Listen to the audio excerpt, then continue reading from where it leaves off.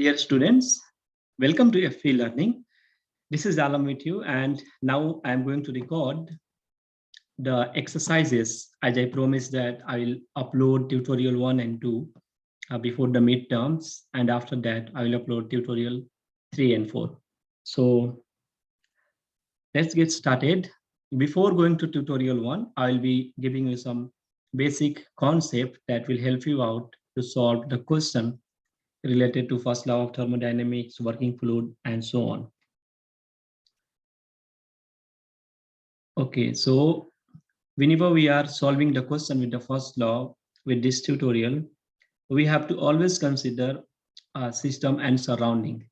So for example, let's consider this is the system, okay, and everything is outside to this system is what we call surrounding. Okay, so here we are going to study about interaction between system and surroundings in terms of heat and work, right?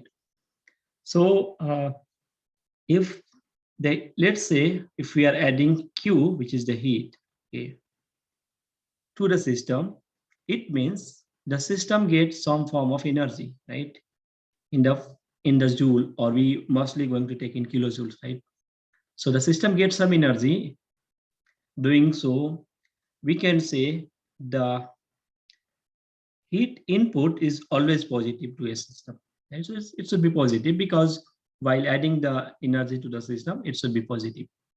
Then if heat is getting rejected by the system for any purpose, that we are going to say the system losing some heat, so it should be the minus, right? Now let's talk about the work, right?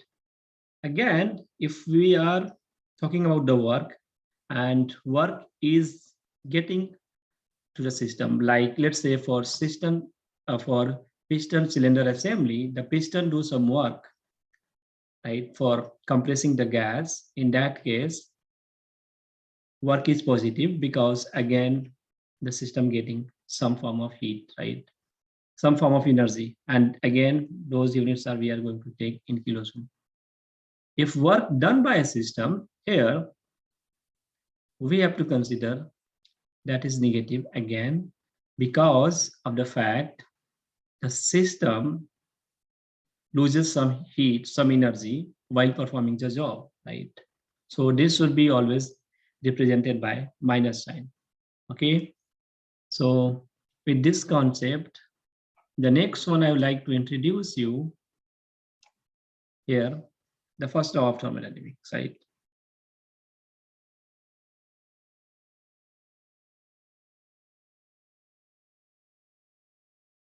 So these are the most useful formula which we are going to use, which is delta U, which is just change in internal energy, right, equals to heat added to the system plus work done, right?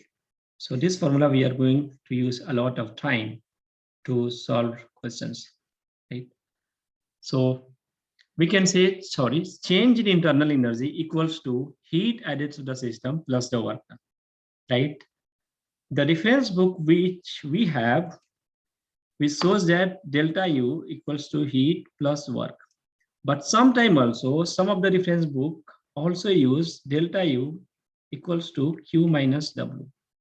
So don't get confused if you Google it or you are looking at some locations, apart from this book. You might see Q minus W. The only difference between this exercise and the bottom one is that this positive W means the work. This positive W, in this case, we are considering work done on gas, okay, by piston. So this by, this you have to keep in mind. Work done the gas by the piston, so the system getting some form of energy. This is why we are getting this value positive. Now in this one, work done by gas, okay, here. Work done by gas, maybe for doing some job. So in this case, we have to say minus, and in this case, we have to say positive. So this is a concept you need to understand before solving the question. Now, let's talk about the basic units of the pressure that we are going to use here. So 1 bar equals to 10 to the power 5 Pascal, right? So the Pascal is the smallest unit of the pressure, right? It means 1 Pascal equals to 1 Newton per meter square, right? Which means,